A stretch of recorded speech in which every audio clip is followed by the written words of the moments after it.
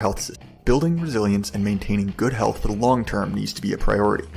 Axios Remote Fitness Coaching offers one-stop expert advice on training, diet, and lifestyle. You can purchase customized workout plans for strength training or structured exercise. If you're serious about maximizing your potential, you can book time with a coach or customize your routine and get video feedback on your performance. I know the owner, and he's one of us. Visit Axios and support those who support the show. Follow the link in the description to become a man of action with Axios. No one blames you for being weak, but it's your fault if you stay that way. All right, George Bagby, welcome back to the Jay Burden Show. How are you doing? It's great to be here.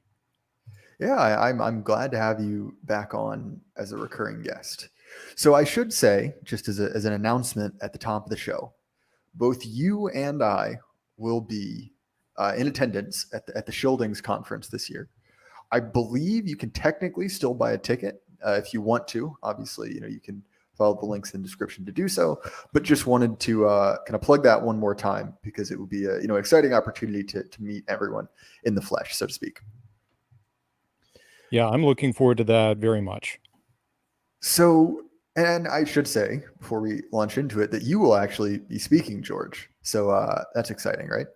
Yes, I'm polishing out my speech that I'm going to give. I was asked to have a written copy, and I'm not used to lecturing from a written copy. It's going to be a different experience for me. Most of my lectures, I would go into my lectures with no notes at all. I've given my lectures so many times, I know what I'm talking about, but it's incredible how fast an hour can go by without even any notes. Well, it's actually it brings us to the topic at hand, which is this is a similar slide deck to one that you would use in class. And so do you want to introduce our topic for today? Yeah, we're here to talk about American slavery. We're here to talk about a way of life that is dead and gone. We can cheer that, celebrate that, congratulate ourselves about that.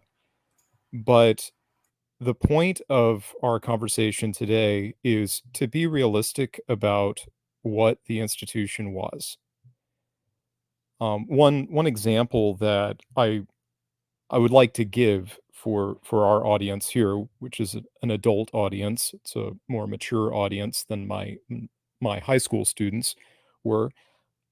There is an agitator down here in Louisiana, a very wealthy man in New Orleans, that a few years ago bought one of the River Road plantations and turned it into a slavery museum. And he billed it as the American Auschwitz. So this is a former cotton plantation on the Mississippi River. It's the manor house, and what he ended up doing was he found slave cabins that survived around the state. He bought these cabins and transported them to the site. So he does have a collection of period architecture there. But billing it as the American Auschwitz is implicitly saying that the system of American slavery was a system designed to kill slaves. And that was manifestly untrue. That is a terrible sort of thing to build into a narrative, and it has built up all kinds of very unrealistic expectations about what American slavery actually was. So I've got a lot of practice talking to my students about this, unfortunately.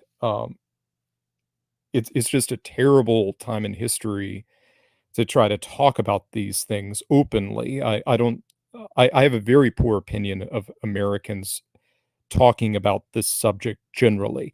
Um, but being an American history teacher, I've been talking about the subject for 10 years, and because it is such a touchy subject, because it is a subject that is just so electric, so volcanic, so terribly unforgiving.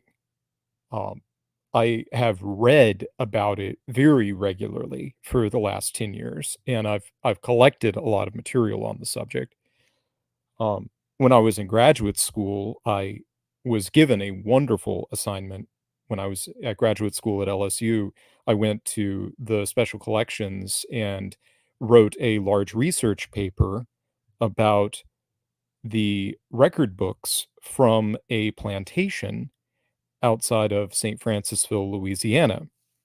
And so I did work with primary sources. I actually had the actual original plantation record books in front of me for that particular assignment that I did. Um, I really enjoyed that assignment. That was the best research that I think I've ever done. Um, but Americans typically go into an investigation, an examination of American slavery with a simple assumption in the back of their minds that slavery was worse than you could possibly imagine. And I understand why Americans have that kind of initial assumption about slavery. I understand what kind of messaging we have about slavery, but that is no way to do a historical investigation. And the stakes are so high with the subject of slavery that any factual information about slavery, any generalization made about slavery that contradicts that initial assumption that it is the worst thing that anyone could possibly imagine is taken as a subversion of the narrative. So here we have facts subvert the narrative about American slavery. So long as the narrative about American slavery is it's the worst thing you can possibly imagine, any facts would subvert that narrative. And that is our situation. And that is a terrible, terrible situation. I would like to emphasize, just to round out my thought, I'd like to emphasize this narrative quandary is extremely bad for white Americans because they've found themselves in a place where they are obliged to demonize their ancestors, whether or not their ancestors are from the North or the South.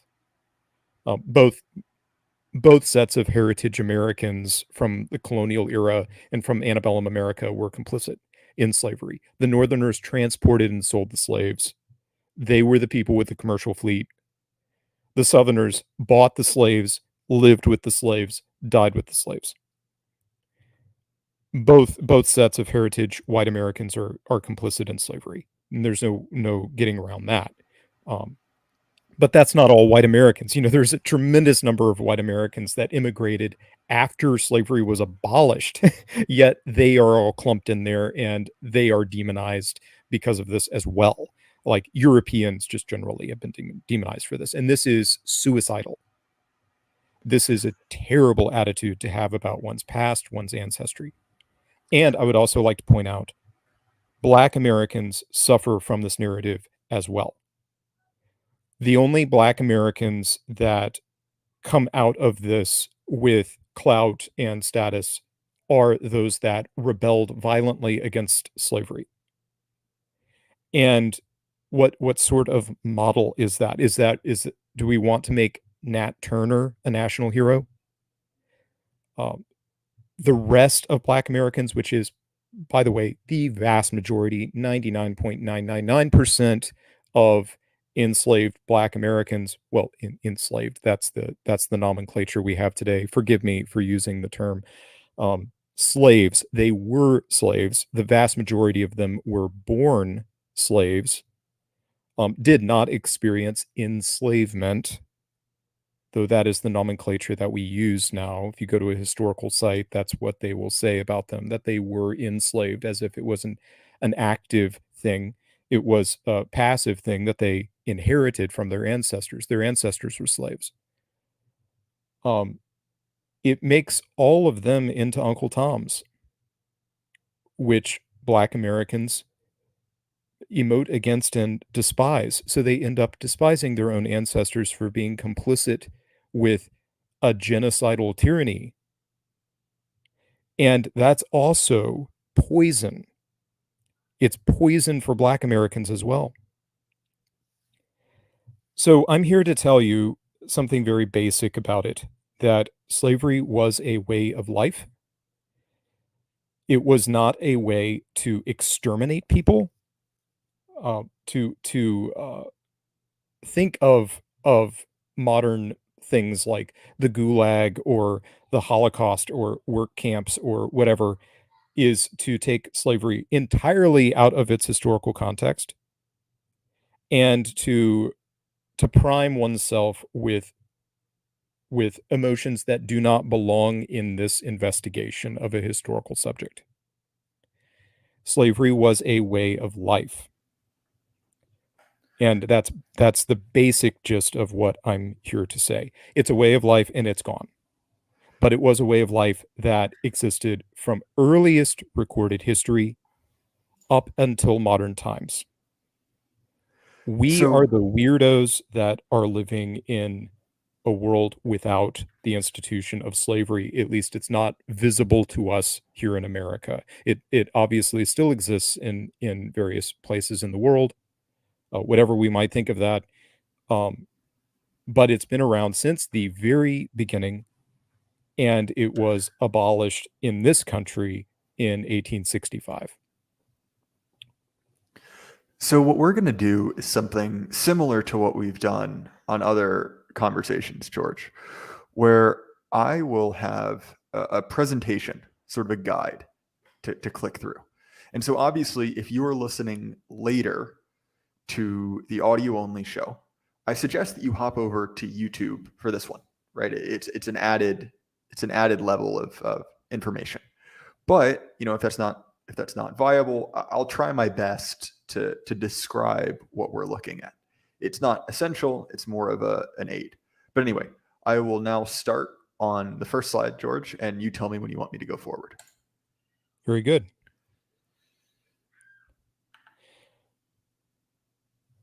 So, we will begin our story with the federal ban on the slave trade. This was something that was debated at the Constitutional Convention. The Philadelphia Constitution contains uh, the allowance for the federal government to ban the international slave trade. In this, the Americans are following the lead of the Brits. I do like to tell my students that it is Europeans that originally have a moral problem with the slave trade, and also Europeans,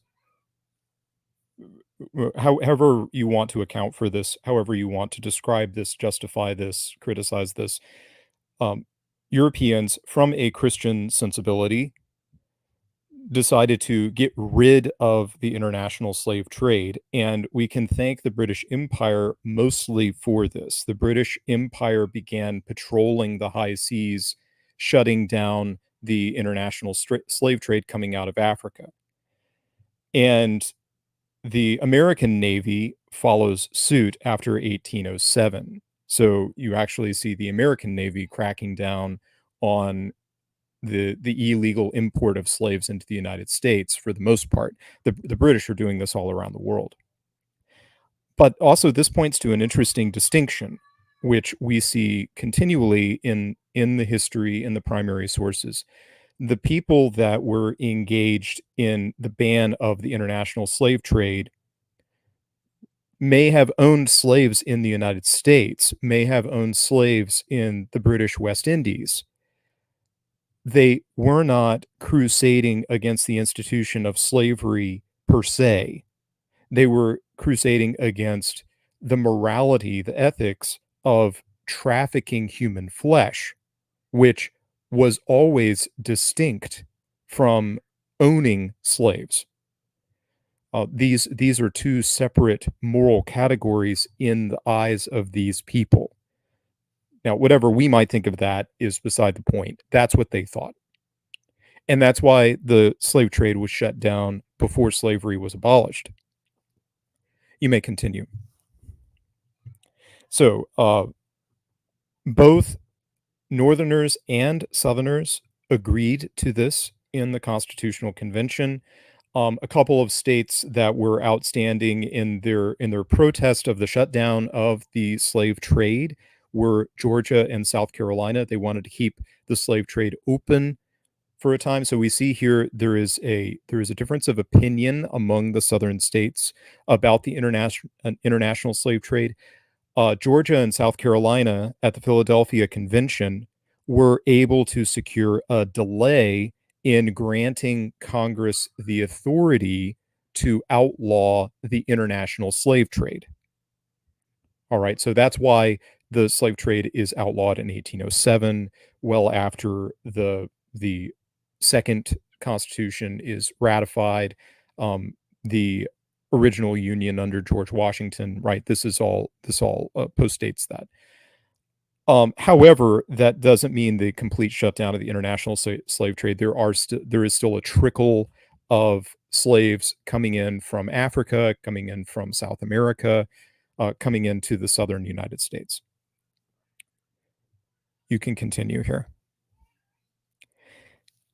So one way for us to understand what slavery was in a realistic way is to think of it as a form of living that's alien to us.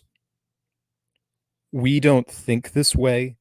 We don't see people acting this way. We don't really know what this is like. So here are notes. This slideshow here is something that I would give to my high school students. So it wasn't invented for an adult audience. But if we look at our categories here, we can make this contrast. Most people who owned slaves inherited their slaves from their ancestors. The normal relationship of a master and a slave was a multi-generational relationship. Look around in your community and see the established businesses of your community and contrast those businesses with the entrepreneurs who are just starting out. And that is the ratio that would bring this to life, this phenomenon. Most people that owned slaves were in an agricultural enterprise that would last many generations. This was the predominant way of life of most Americans up until the era between World War I and World War II. The vast majority of Americans lived on farms. In the South, a percentage of those owned slaves. About 25% of white Southerners were engaged in slavery. If you isolate the census data just down to who owned the title to the slaves, it's less than that. It's like 18% of white men in the South in 1860 owned slaves. But if you factor in their dependents, their wives, their children, the figure is more like 25%. So it's a quarter of the population of the South, between 20 and 25%. Are engaged in the owning of slaves. Most of them owned their slaves and inherited them from their ancestors. There is a minority that get into slave agriculture because they're on the upswing, right? They're successful speculators. They're starting a big agricultural enterprise. They're going to start a sugar plantation in Louisiana. It takes some capital to do that. They go and they buy a set of slaves at an auction. That is a minority. Most people are living very settled lives and are not engaged in trading slaves, are not engaged in buying and selling slaves. Most people in the South who are selling slaves are going through a terrible crisis economically. They are going through bankruptcy. Their home, their furniture, their movable property is all getting auctioned off, and their slaves get auctioned off too. And there are special enterprises dedicated to that, to auction and move slaves. That is where you get the very moving, very disturbing pictures of families being separated at the auction block. Okay, this is something that most people never imagined would happen. None of the people involved wanted it to happen. Um, some states moved against it. Alabama and Louisiana, for instance, in the 1850s, both legislated against the separation of families at the auction block. Just as an example, this was seen as a moral enormity in the North and in the South among people that believed in the institution of slavery, saw it as divinely ordained or just or whatever, and those that thought that it was a moral enormity and needed to be destroyed in a armed crusade. Um, they had that in common. They thought that separating families in a bankruptcy was terrible, should not ever happen. But most people that owned slaves were raised with the slaves they owned, knew these slaves from their earliest childhood memories, uh, were on a smaller scale farm, which was where most of the slave owners were. Most slave owners owned a few slaves. The average number of slaves owned in 1860 was 5. So that shows you something about uh, the scale of it. The man that owns hundreds of slaves is like the Jeff Bezos of his day, right? He's the most elite, most exclusive sort of person in the United States. He's like a billionaire in his day.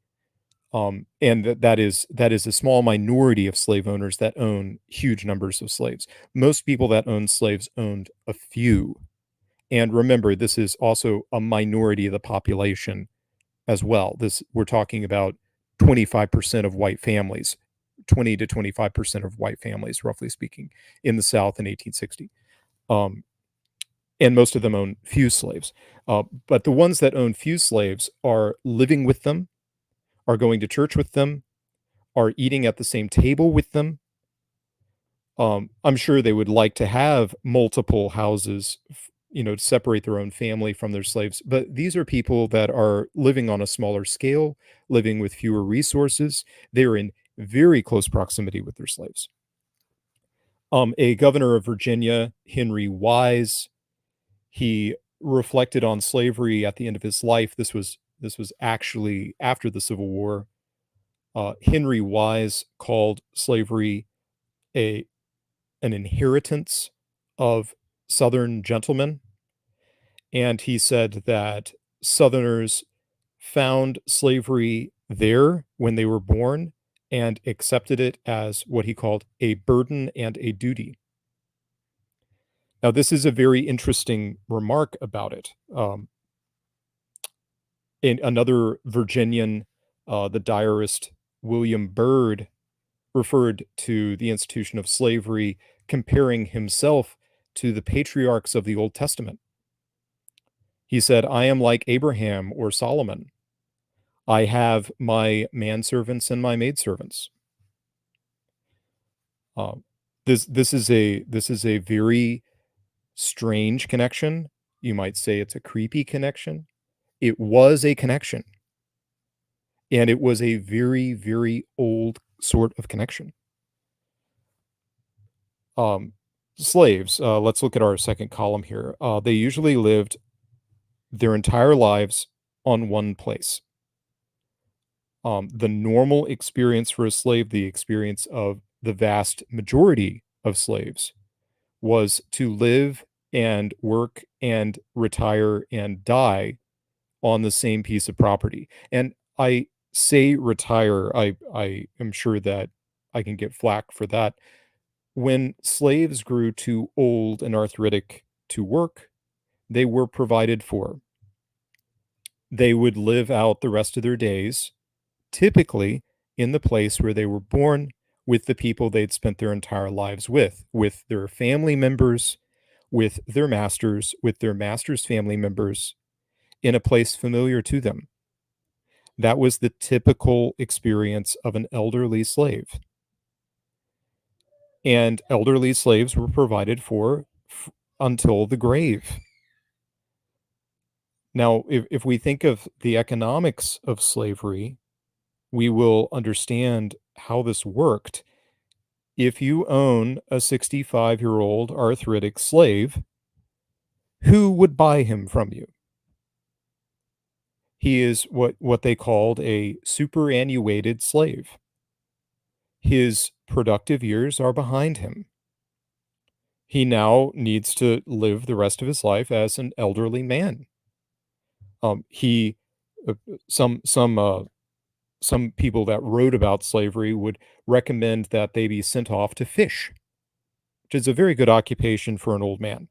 And the writers about slavery would say, well, the elderly slaves, their productivity with fishing is extremely valuable to the community. They're going to provide extra foodstuffs in a very leisurely, low impact sort of way. That's a curious thing to think about. But that was how it worked. So it's the productive years of the slave's life that is supposed to lead to that built-in retirement program. I mean, we can say this is socialist, we can say this is totalitarian even, but it was a retirement program. The same goes for the young. Slave children, they are not productive. Children, generally speaking, aren't productive, more productive on farms than they are in a modern household or in a city today, right, where they don't get jobs and don't typically do much of economic value, right? But on a farm, children can do valuable things. They can milk the cow or collect the eggs or whatever, help hoe the garden or something like that. And that's the typical experience of these people. They're living in the hinterland. They're living on agricultural land. That's typical experience. But masters were responsible for providing for the children, and we see that they write a tremendous amount about that. They are very interested, for instance, in pregnant women, in newborn babies, in the slave quarters. They give the overseers very specific instructions for the care of pregnant slave women, for slave children, and even for the well being of slave families.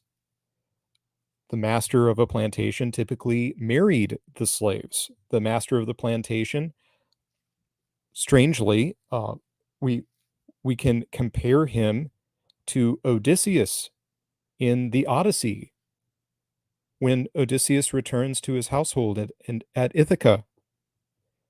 His slaves rally to him. He has two loyal slaves who rally to him and praise him as a good master.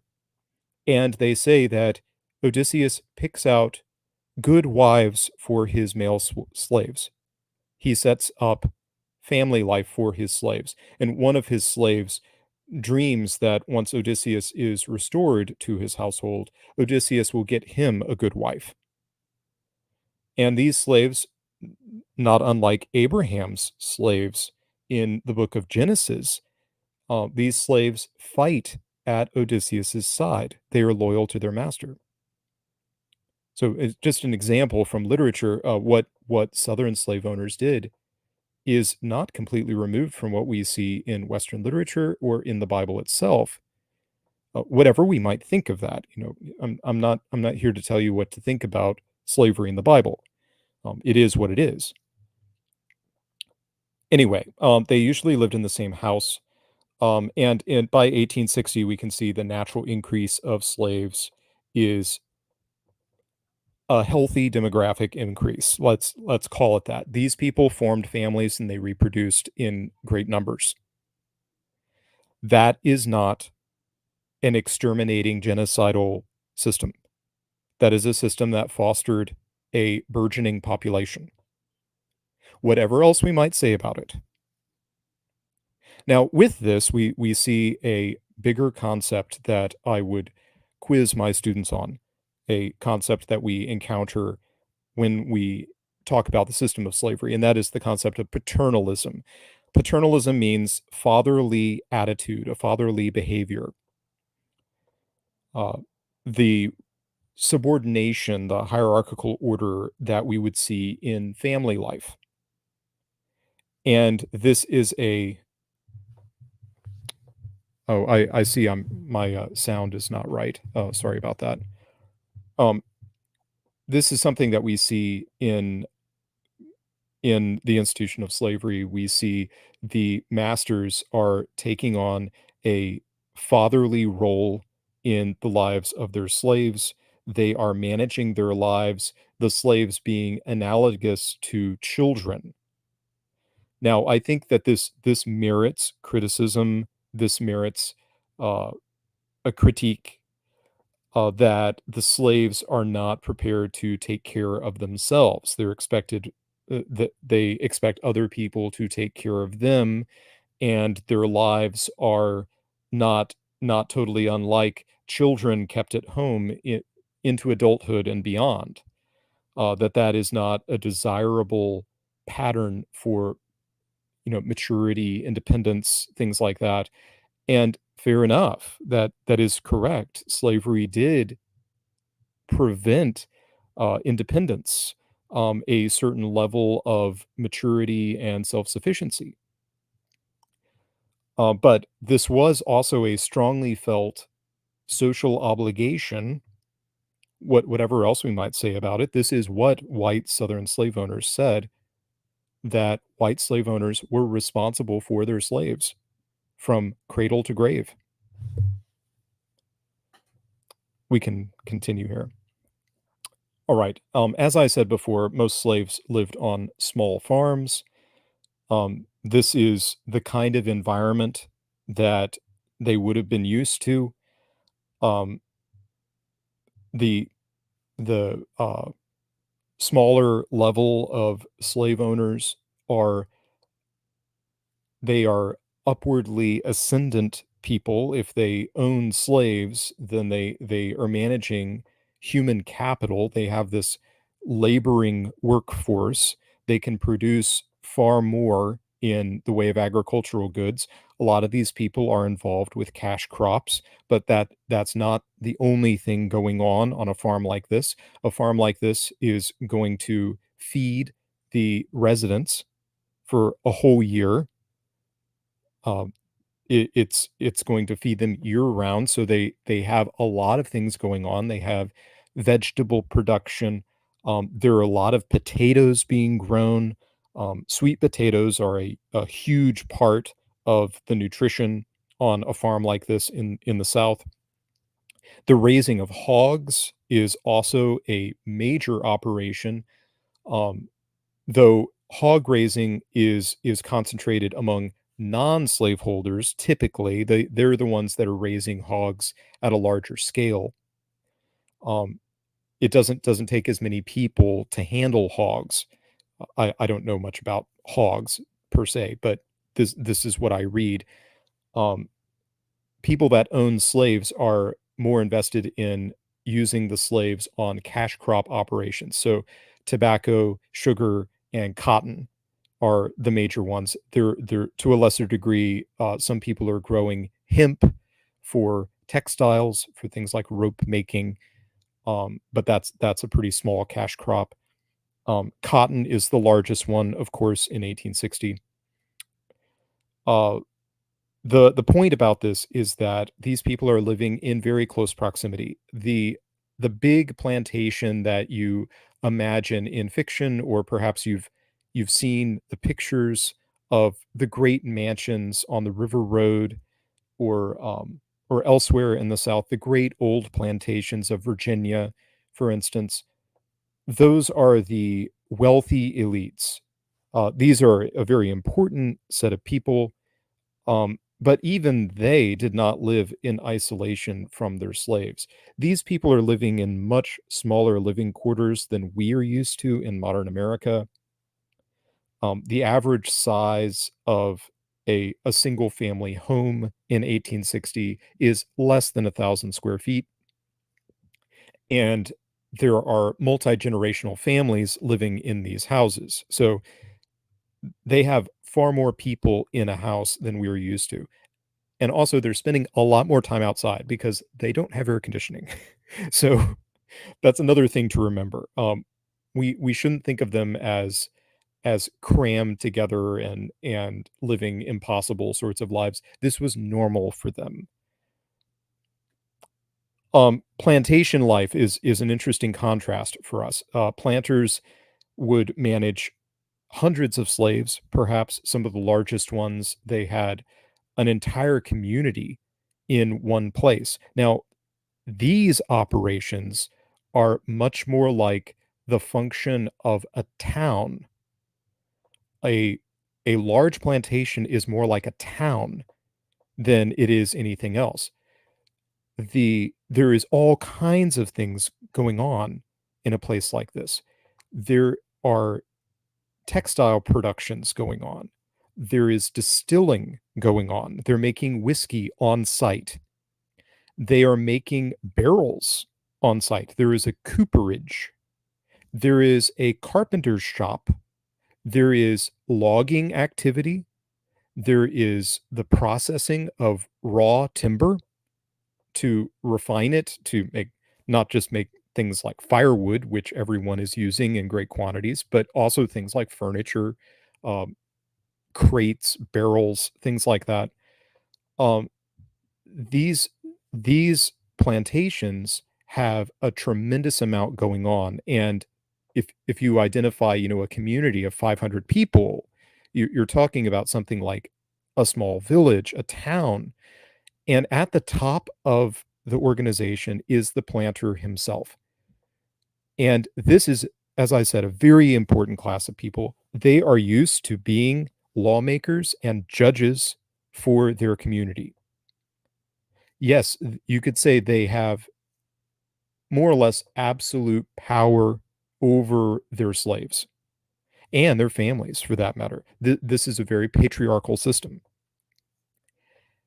And these men, because they are so accustomed to ruling directly over the well-being of this big community of people and so many people that are so very unlike themselves culturally, um, these men are used to making difficult judgments. These men are used to being lawmakers, diplomats, negotiators, even the functions of being a magistrate or a policeman. They embody all of these things, and the best thing to compare them to is a lord of the manor in medieval Europe. The best thing to compare them to is a count, a a duke. This is a very interesting thing, and whatever we might think about this, we see it was a school for American statesmanship.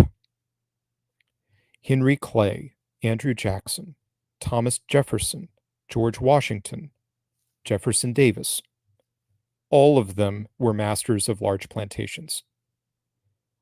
Many of these plantations had churches on site. Some of them employed pastors, priests. Some of them permitted a plurality of worship. The slaves would have their own preachers.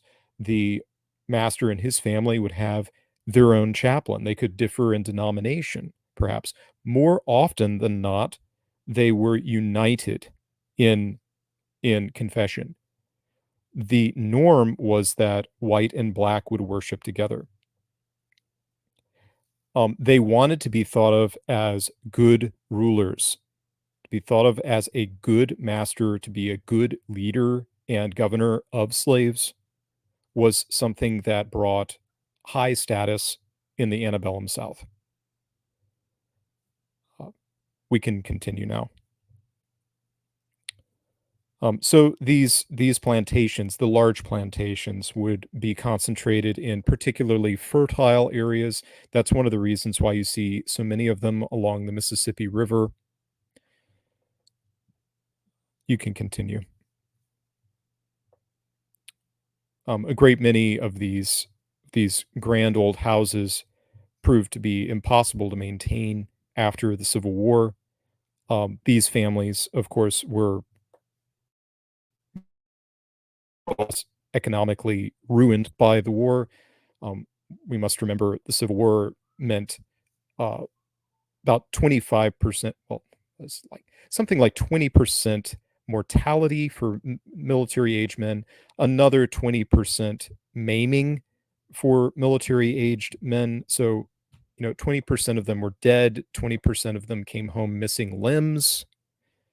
Um, this was incredibly devastating, and also every single bank in the South failed. Um, the the human capital in slaves was gone.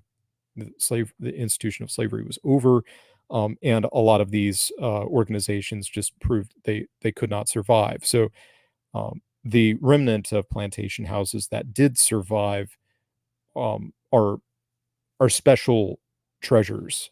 It seems to me. Slave housing is an interesting story. We've seen images of the great plantation homes, which we may have memories of, recollection of what they're like. Slave housing is an interesting contrast to this. Um, these are actual buildings that were used as period housing. This one in particular, I cannot prove that this was slave housing, but this does compare to slave housing that I do know of that I have seen. It is similar dimensions, similar building materials, matches descriptions. Um, this one is in a valley in the Blue Ridge in Virginia, but is a period home dating back to antebellum times. It's sadly in decay. Every time I see this house, it is falling apart. The bottom logs are rotting out. This is an actual slave house. I've recorded a video on my YouTube channel about a plantation in the Blue Ridge in Virginia. And this is a cabin used for slave housing on that particular plantation. Um, and it still stands there today. I saw it not so long ago. Now, that is an interesting comparison to this. This is a log cabin that stands on the parish fairgrounds down here in Louisiana.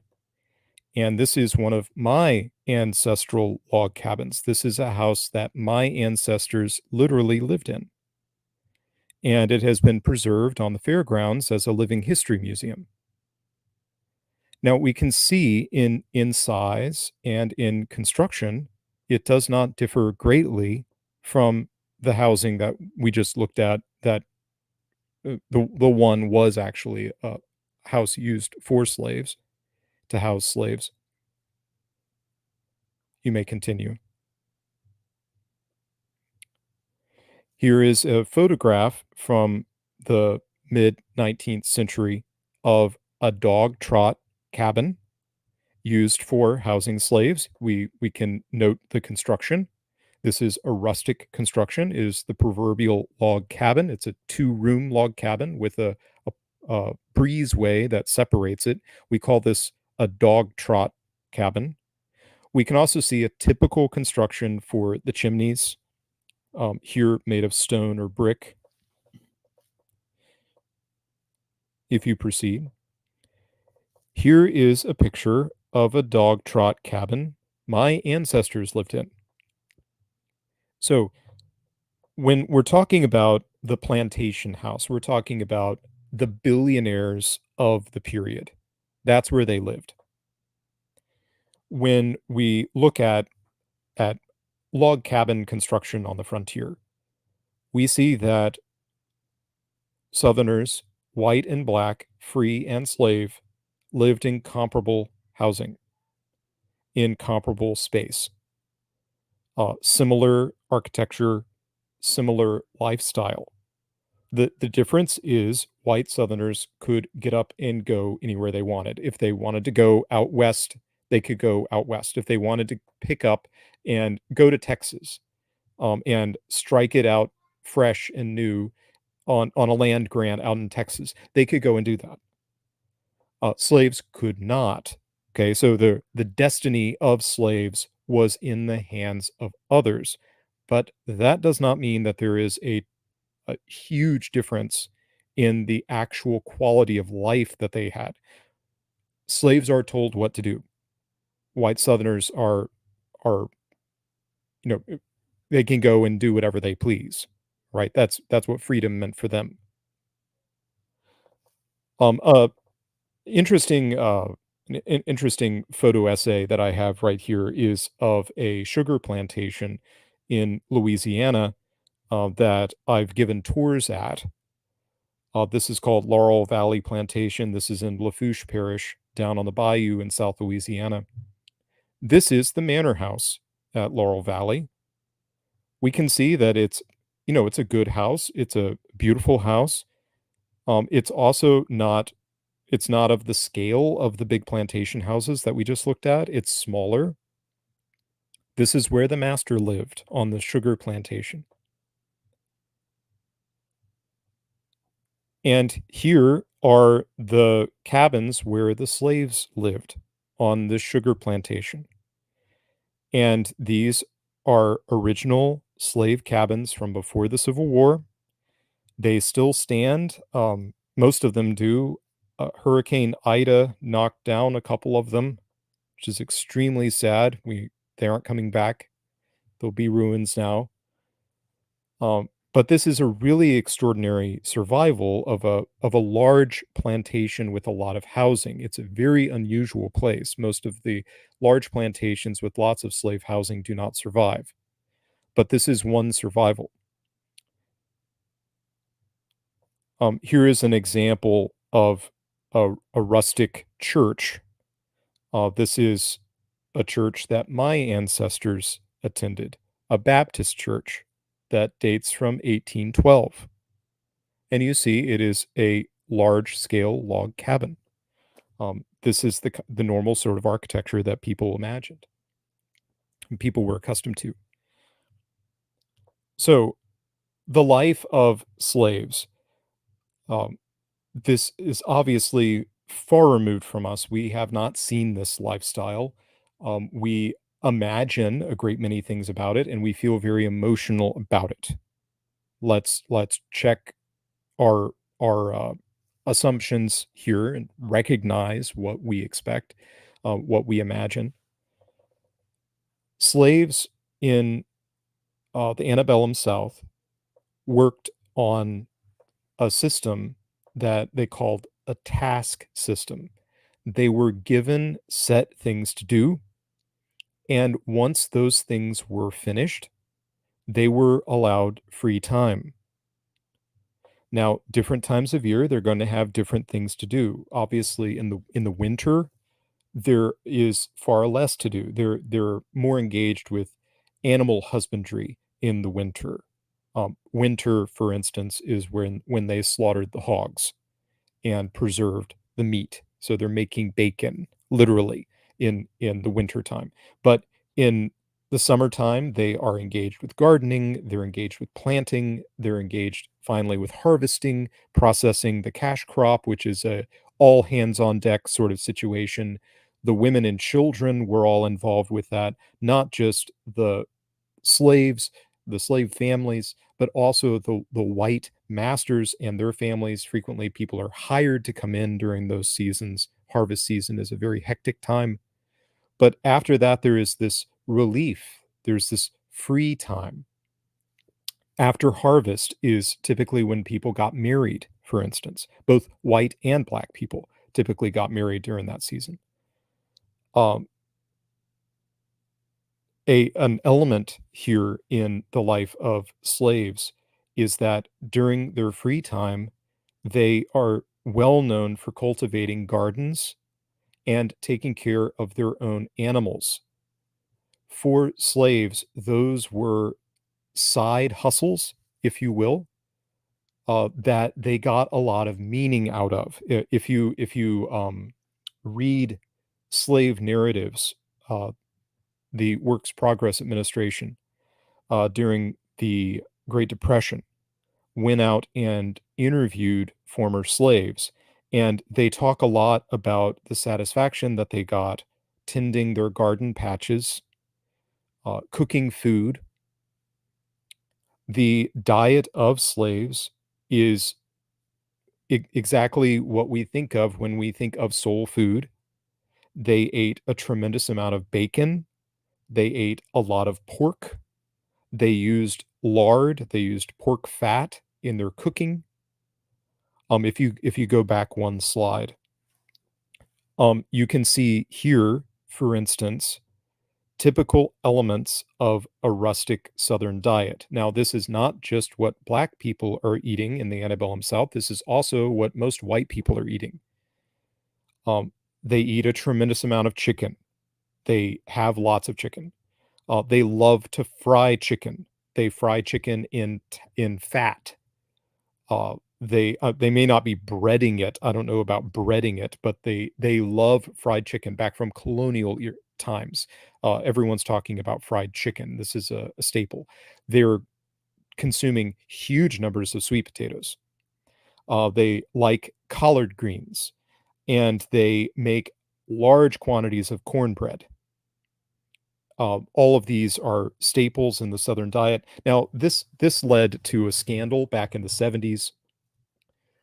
If you care to look at my YouTube channel, I've been recording excerpts from a famous book about slavery published in the 70s by a Nobel Prize winning economist.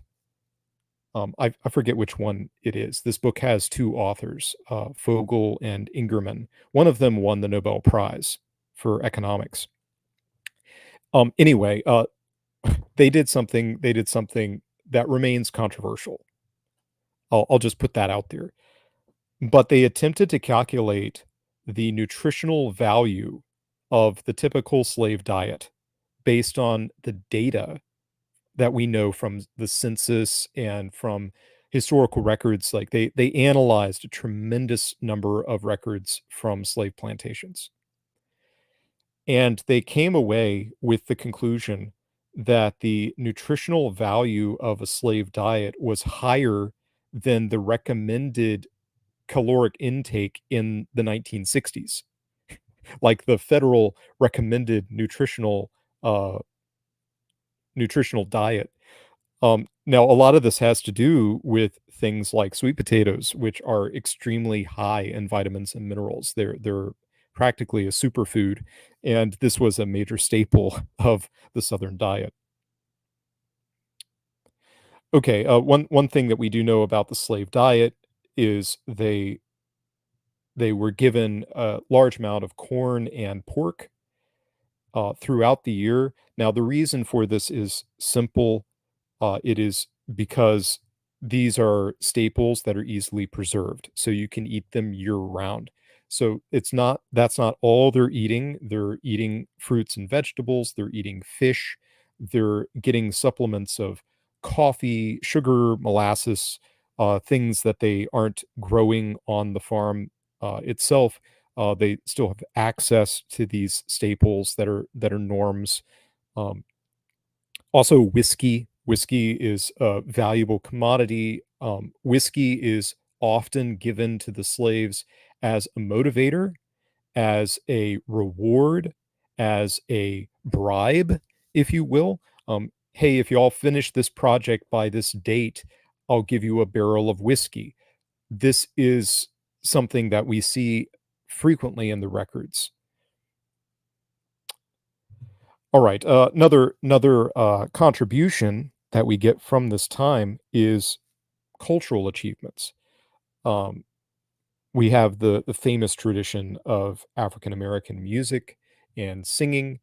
Some of these things come from the um, the work rhythm on the farm. So singing while they work is something that they're well known for, and they would do things like move through the vegetable gardens, hoeing or chopping wood together and using that to keep time with their music. You can find some of these old-fashioned recordings. It's something that is still done with blues, for instance.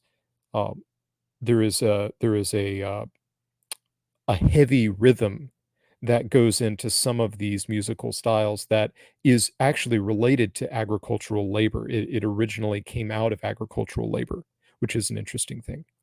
Very famously, Elvis Presley credited lots of Mississippi African Americans musicians for the origin of rock and roll. I believe on one occasion, Elvis Presley credited Fats Domino of New Orleans as the real king of rock and roll. So there's a tremendous import of that experience into the American musical traditions. All right, something important to remember here is that the goal of a master with his slaves is productivity. He wants them to be productive. Now, this has a number of consequences when it comes to the treatment of slaves. Obviously, you do not want them malnourished, nor do you want them maimed, nor do you want them resentful or rebellious. Slaves that are constantly calculating how to get revenge or how to murder you in your sleep, these are not going to be productive slaves. So it's no mystery why they were well fed. It's no mystery why European visitors to America, for instance, would marvel at the animal protein in the typical slave diet, which we have a lot of good information about. This is another very controversial sort of statement, but slaves here in the United States, up until the abolition of slavery in 1865, they typically lived in larger houses with better medical care and better diets than working class people and peasants in well-developed Western European countries. Slaves in antebellum America had higher life expectancies than did farmers in France at the same time in history. Slaves had higher life expectancies, better diets, and on on average, and I'm generalizing, okay? We do generalize in history because we're dealing with data sets, okay? Slaves had better housing, bigger housing, better diets, and longer lives than did industrial workers in American cities at the same time, and that is free white labor. And this is implicit in the nature of slavery itself. Um, Slavery is a system of welfare, if you will. There is provision for children, there's provision for the elderly. There's also provision for those injured on the job. If your slave is maimed on the job, he must be provided for the rest of his life. Now, this leads us to an interesting contrast between slavery and capitalism, and let's conclude on this point. This is a good point on which for us to wrap up our survey of slavery today. Slavery is a very interesting contrast to free market capitalism that's contemporary in in the antebellum South. Just as an example, in the South, an employer of an enterprise would hire laborers for a set wage and would have no responsibility for those laborers.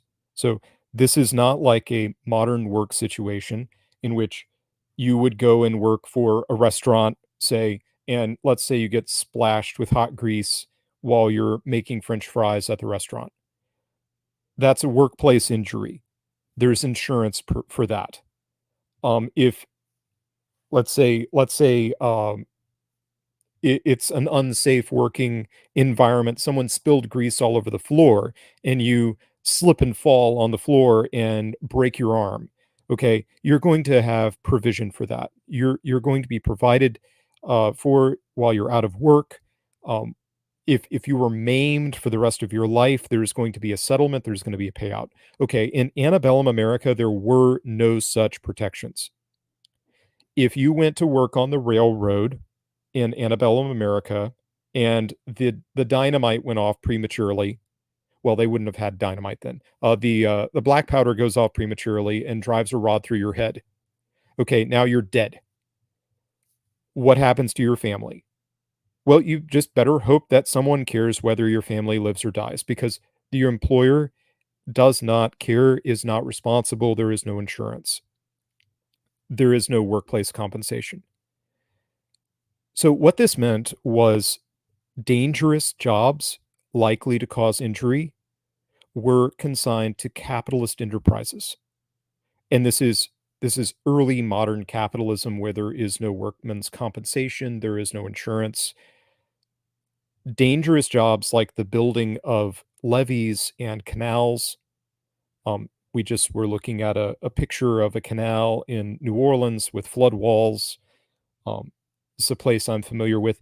These kinds of structures were built by free labor exclusively.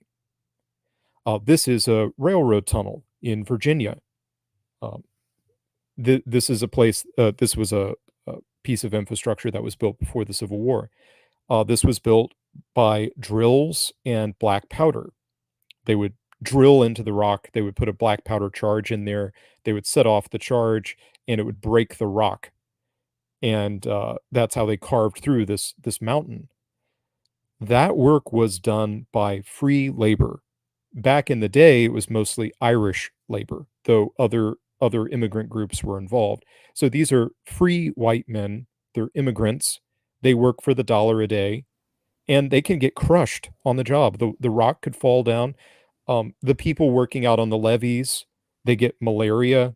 They get heat exhaustion. They get bit by poisonous snakes. This is very dangerous work, and slaves are not sent into those sorts of work environments for a very good reason, because a slave represents a heavy capital investment. These are extremely valuable human chattels. They are only profitable if they have 20 or 30 years of productive work. Otherwise, the owner is losing money on them. So slaves are not sent into dangerous situations where they're maimed, where they're likely to get bit by snakes, get malaria, get cholera. They're kept out of those situations so that they can live the longest possible life and contribute the most to the enterprise, the exploitation, if you will, of slavery. But that facilitated life, and it facilitated health. And this is contrary, perhaps, to our expectations. Once again, we return to our original thought. Slavery was not the worst thing you can possibly imagine. It was something you don't imagine. The the incentives of the institution led to a way of living, and it is what it is. I would not want to be involved with it. To hell with it. It's gone. I have gotten so much crap over this stuff for so many years. It really does frustrate me. But that is what American slavery was. and we can think of it whatever we please. But it's a very durable human institution. And I'm more likely, if I was to bet on this, I would say it would never go away. I don't think that any moral crusade, any force wielded in the world will ever eradicate this institution totally from the globe, and it has never been eradicated from the globe. Human beings do exploit each other. Human beings do enslave each other. So I think that brings us to a natural conclusion. And what I consider a personal success, which is probably the longest unbroken time on this podcast where I haven't said a single thing. I mean that sincerely. I consider no. I was just talking to my wife about this. I consider an episode a good one if there's less than 5 minutes of my voice on air. But obviously, you're going to come on again, Bagby. I've had you on a number of times. But if people want to find more of your work, what's a good way for them to do that? Well, I'm on Telegram, George Bagby on Telegram. You should be able to find me. Look for my avatar. The most valuable work that I have right now is on YouTube. What I'm doing on YouTube is I'm just reading essays I like, reading chapters out of books. I even have a full book posted on YouTube now, The Whig Interpretation of History by Herbert Butterfield. Well, I guess I have got 2 books. I've got The Sack and Destruction of Columbia, South Carolina by William Gilmore Simms. That is there, complete, on my YouTube page. So go check that out. And I've also set up a program so you can buy me a coffee. If you like my audio work, consider buying me a coffee. It will facilitate more audio work. Well, one other thing that I think we need to mention actually about the exam is that you will be selling rare books at the event, correct? I will indeed. Yes, I'm going to call it Bagby's bookcase, and I'm expecting a big box of books from a Indian publisher from India. They republish a lot of books in English. Evidently, they have different copyright laws there. So books that are unobtainable here in the United States or in used form are just prohibitively expensive. I can get new from India. So I ordered these books a month ago, and I just saw that they are actually in town now. So I'm expecting them to come tomorrow, and they will be for sale at the event. I'm going to have a large table of books. I must have a couple hundred books so far. But yes, if you're coming to the event, bring a budget for some books. You will have a lot of select volumes to choose from. I'm not putting any garbage on my table. All the books on that I put on my table are going to be books I personally endorse, love, enjoy. Well, this is slightly awkward because my plan was to bring a bunch of just absolute garbage, like Colleen Hoover, and hawk it to see who would buy it. But in all seriousness, right, we do have 2 super chats from Scrotchy McDump Waffle. Make sure the stream is nice and long to stop me from losing my temper and breaking this POS at work. Well, hey, look, it's an hour and 10 minutes. That's relatively long by the Jay Burden Show standards. So hopefully you didn't break what you're working on, because I know what you do, and that's quite an expensive piece of machinery. And Zhang Wei, appreciate your continued work, Mr. Burden. Well, thank you very much. And as far as everyone, as you guys are concerned, I really do appreciate it. Like I said, the show is kind of in full swing again. I look forward to meeting some of you in person. We've got one from Smear. This arc is a much needed installation. Tune into part 2. How, and I can't say that, Smear. But nonetheless, it's funny. Anyway, you guys know where to find the show. It's available on Apple, Spotify, YouTube, anywhere podcasts can be found. new guests coming soon. I've got a really big surprise guest that will air to kind of cover my to cover this air spot while I'm getting back from the event. And anyway, guys, thank you so much for coming out. And remember, keep your head up. The light can't last forever. Good night.